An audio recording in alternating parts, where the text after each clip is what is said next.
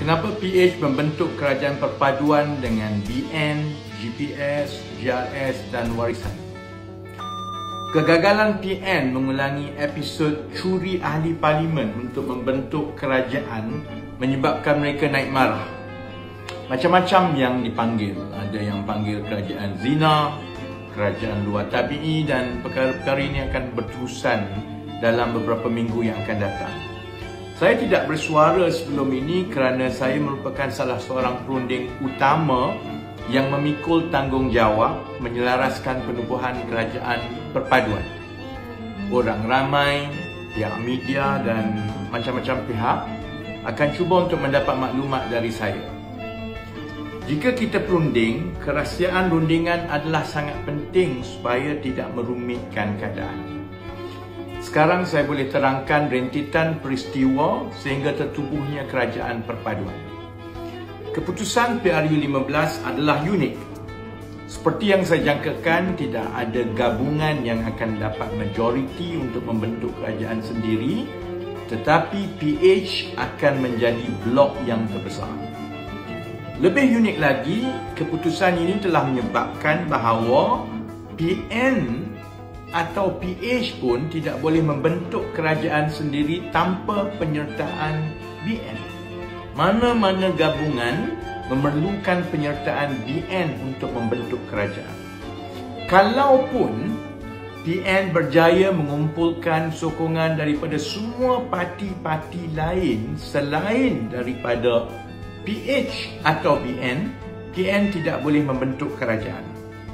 Saya pasti perkara ini disedari oleh semua pihak. Gabungan-gabungan politik kecuali PN juga sedar bahawa rakyat mahu sebuah kerajaan yang stabil yang tidak mengulangi episod pengkhianatan Sheraton Move, yang mana ahli-ahli parlimen membida kedudukan kerajaan dengan mengalihkan sokongan semata-mata agar mereka mendapat jawatan menteri. Sebab itu parlimen meluluskan undang-undang anti lompat parti yang menyekat ahli-ahli parlimen dari menyokong calon Perdana Menteri dari parti yang lain tanpa mendapat keputusan parti masing-masing. Ini dilema yang dihadapi oleh semua gabungan sejurus selepas keputusan PRU15 dimuktamadkan.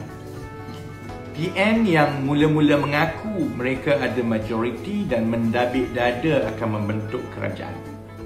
Mereka sebenarnya tidak jujur kepada rakyat bahawa majoriti yang mereka ada itu adalah hasil dari ulang tayang Sheraton Move.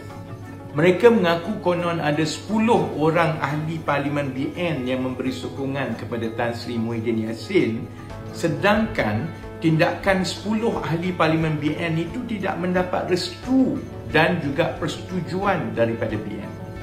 Pada 3 hari terawal selepas PRU15, BN sebenarnya membuat keputusan untuk berkecuali. Mereka mahu kekal pembangkang dan tidak akan menyokong PH ataupun PN untuk menjadi kerajaan. Secara logiknya perkara ini boleh berlaku, tetapi kerajaan minoriti yang terbentuk itu adalah sangat tidak stabil. Ia boleh jatuh bila-bila masa sahaja. Pada masa yang sama juga, PN lah Perikatan Nasional yang awal-awal lagi menolak sebarang kerjasama dengan PH untuk membentuk kerajaan. Sebab itu keadaan menjadi buntu. Tidak ada gabungan yang boleh bentuk kerajaan kerana PN menolak PH, BN pula mengambil pendirian untuk berkecuali. Kebuntuan itu hanya ada jalan keluar apabila Duli Yang Maha Mulia Seri Paduka Baginda yang di-Pertuan Agong menitahkan agar gabungan-gabungan politik membentuk satu kerajaan perpaduan. Pada hari pengerusi PH Datuk Seri Anwar Ibrahim dan pengerusi PN Tan Sri Muhyiddin Yassin dipanggil menghadap. Tan Sri Muhyiddin Yassin dan Tan Sri Hadi Awang dahulu yang dimaklumkan mengenai cadangan kerajaan perpaduan itu. Dalam satu borang ataupun kertas nota persetujuan, mereka terus menulis tidak bersetuju di atas draft persetujuan untuk membentuk kerajaan perpaduan itu. Selepas menghadap Seri Paduka Baginda yang di Pertuan Agong, kedua-dua mereka terus meninggalkan istana. Kemudian Datuk Seri Anwar Ibrahim masuk menghadap, dan apabila dibentangkan dan dititahkan mengenai cadangan membentuk kerajaan persekutuan untuk memecah kebuntuan, Datuk Seri Anwar Ibrahim memberi persetujuan PH untuk menjunjung titah tuanku untuk membentuk kerajaan persekutuan.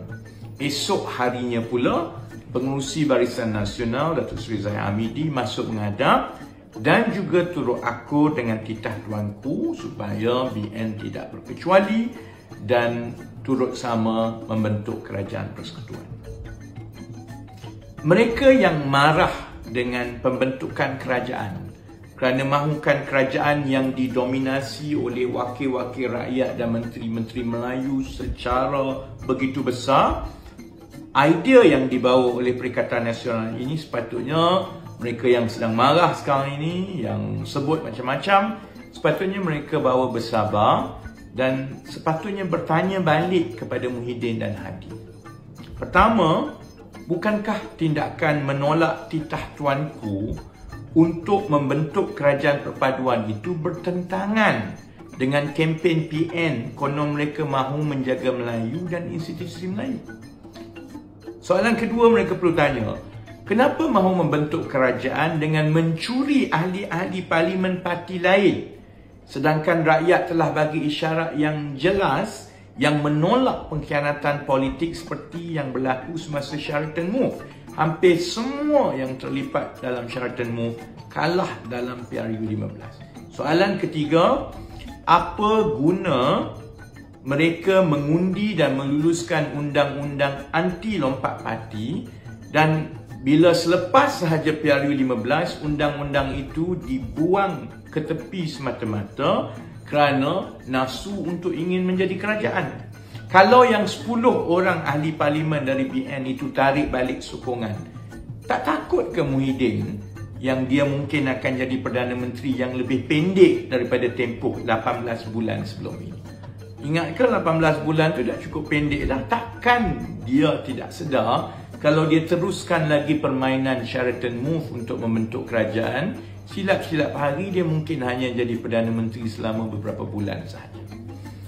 Sebab itu bagi saya keputusan PRU15, walaupun secara idealnya gabungan-gabungan yang ada boleh membentuk kerajaan dengan majoriti mudah, sebenarnya PRU15 itu ada hikmahnya. Ia mendesak semua pihak yang bersengketa dalam politik sebelum ini duduk semeja dan mengutamakan rakyat. Mementingkan rakyat ini bermakna dua perkara. Pertama, memberi kestabilan politik agar kerajaan ini kekal sehingga 5 tahun dan kerajaan ini ada peluang untuk melaksanakan dasar yang berkesan yang membantu rakyat tanpa ada banyak gangguan. Dan yang kedua, matlamat kerajaan yang diundi oleh rakyat adalah untuk memperbaiki ekonomi supaya kehidupan harian rakyat menjadi lebih baik. Saya akan terangkan perkara-perkara lain yang dibangkitkan mengenai kerajaan perpaduan ini dan serangan-serangan daripada Perikatan Nasional dalam kandungan TikTok yang akan datang. Buat masa saya sekarang, nasihat saya kepada semua ialah supaya kita mengutamakan rakyat. Yang jadi kerajaan seperti saya, rakyat akan menilai setiap gerak-geri kita. Ini masa untuk bekerja siang dan malam untuk melaksanakan semua idea yang kita pernah ada sebelum ini. Yang jadi pembangkang seperti PN, jadilah pembangkang yang baik. Kalau ada penyelewengan di sebelah kami, bongkarlah seperti yang saya pernah buat dahulu. Kalau boleh, sampai pecah rekod saya masuk lock up berkali-kali dan sampai kena saman 16 kali. Kalau boleh pecahkan rekod itu, lebih baik. Berbahaslah dengan secara berilmiah, dengan baik, dengan membawa idea di parlimen.